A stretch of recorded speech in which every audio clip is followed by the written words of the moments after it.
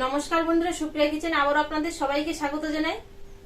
বন্ধুরা, এই শীতের সিজনে কিন্তু আমাদের গ্রামের দিকে নতুন আলু ওঠে। এই নতুন আলু দিয়ে আমরা বিভিন্ন রকম রেসিপি বানিয়ে খাই। কিন্তু বাড়িতে যদি কোনো সবজি না থাকে তো অধিকাংশ সময় আমরা এই আলু দিয়ে যে সিম্পল রেসিপিটা বানিয়ে খাই। আর এই একটা সিম্পল রেসিপিতে কিন্তু বাড়ির যতজন ফ্যামিলির মেম্বার আছে সবাই খেতে পারে। তো সেই সিম্পল রেসিপিটাই আপনাদের সাথে শেয়ার করব। আর তার সঙ্গে আরেকটাও রেসিপি বানাবো খুব সহজভাবে। আপনাদের দাদা বাজারে গেছিল, দেখুন অনেকটা ধনেপাতা এনেছে। আর এই ধনেপাতার ভর্তা বা বাটা আমরা কিন্তু প্রত্যেকে ভালোবাসি শীতকালের সময়। তো ভাবছি আজকে খুব সহজেও সেই ধনেপাতার ভর্তা বানাবো। তো প্লিজ বন্ধুরা, আপনারা পুরো ভিডিওটা প্রথম থেকে শেষ পর্যন্ত দেখবেন। আশা করছি আপনাদের ভালো লাগবে। আলুর যে সিম্পল রেসিপিটা বানাবো তার জন্য আগে আলুটা কেটে সেদ্ধ করতে বসিয়ে দেবো। এখানেও দেখুন ঠিক একই সেই এই শীতের সময় নতুন আলু উঠেছে বাজারে। একটু বড় সাইজের আলু তো সেই জন্য কেটে সেদ্ধ করতে বসিয়ে দেবো। এর থেকে একটু ছোট ছোট বা এরকম সাইজের আলু হলে একেবারে গোটা গোটাই সেদ্ধ করে নিতাম।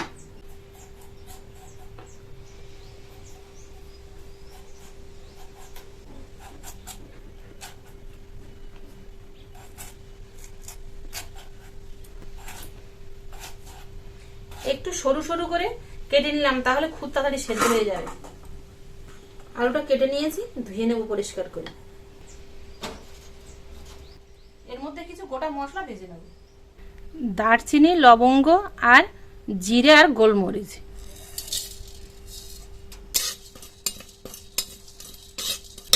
সবকিছু মশলা ভেজে নিয়েছি। মশলার কালারটা কিন্তু একদম কালো হয়ে যায়নি, দেখুন ঠিক সেরকমই কালার আছে। এবার নামিয়ে নেব। একটু গুঁড়ো করার মতো গরম হয়ে গেলে নামিয়ে নিতে হবে। জল সমেত আলুটা দিয়ে দেবো সেদ্ধ হওয়ার জন্য। ঢাকনা চাপা দিয়ে দেবো। মশলাটা ঠান্ডা হয়ে গেলেই গুঁড়ো করে নেব। আলুটা সেদ্ধ হতে থাকুক, এ সাইডে ধনেপাতাগুলো বেছে নেই। কিছুটা পচেও গেছে, অনেকদিন এনে রেখেছি তো। ধনেপাতাগুলো বেছে নিয়ে পরিষ্কার করে জল দিয়ে ধুয়ে নিয়েছি। আর এর সঙ্গে নিয়েছি রসুন আর কাঁচা লঙ্কা। এগুলো মিক্সারে পেস্ট করে আনবো।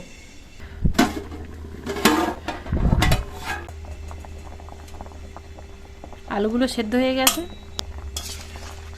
জল থেকে তুলে নেব। আবার কড়াটা বসিয়ে দিয়েছি ধুয়ে। যেখানে দুটো ডিম নিয়েছি আলাদা আলাদা করে অমলেট করে নেব।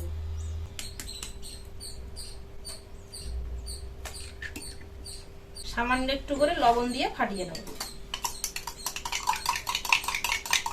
কড়াটা ধুয়ে আবার বসিয়ে দিয়েছি। কড়াই দিয়ে দেবো তেল। তেলটা একটু সব সাইডে লাগিয়ে নেবো। কড়াই ডিম দিয়ে দেবো।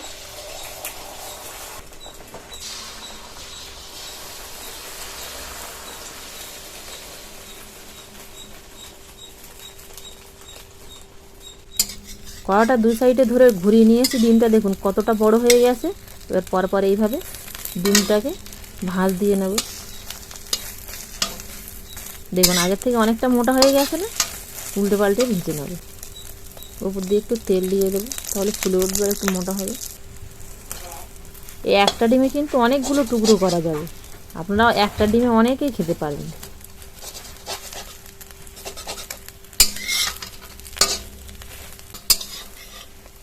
ডিমগুলো ঠিক এরকম লাল করে ভেজে তুলে নেব।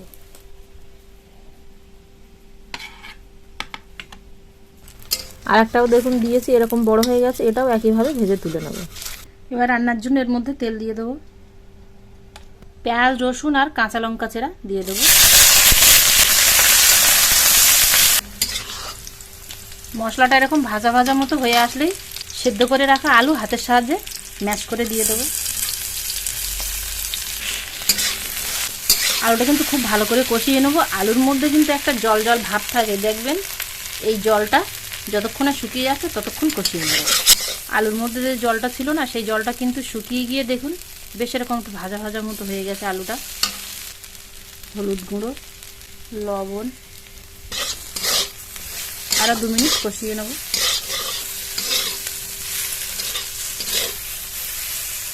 জল,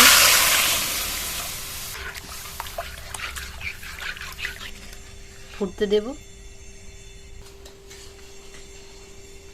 ঝোলটা ফুটে উঠলে ভেজে রাখা ডিমের অমলেটগুলো দিয়ে দেবো।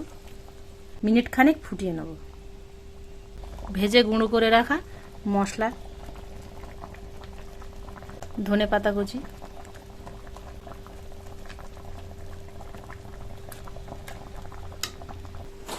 হয়ে গেছে, নামিয়ে দেবো। হয়ে গেছে আমাদের ডিম আলু ডাল, গ্রামের জনপ্রিয় রেসিপি কিন্তু এটা বন্ধুরা। কড়া ধুয়ে আবার বসিয়ে দিয়েছি, এবার ভর্তাটা বানিয়ে নেবো। ধনেপাতা গরম কড়ায় সরষের তেল দিয়ে দেবো,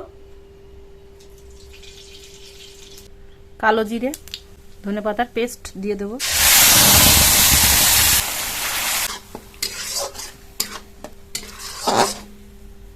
লবণ,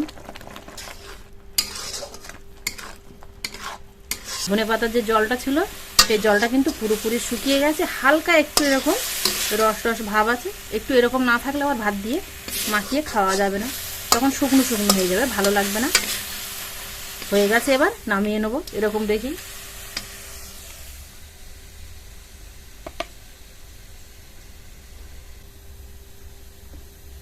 দুটো রান্নাই করে গুছিয়ে সাজিয়ে রেখেছি।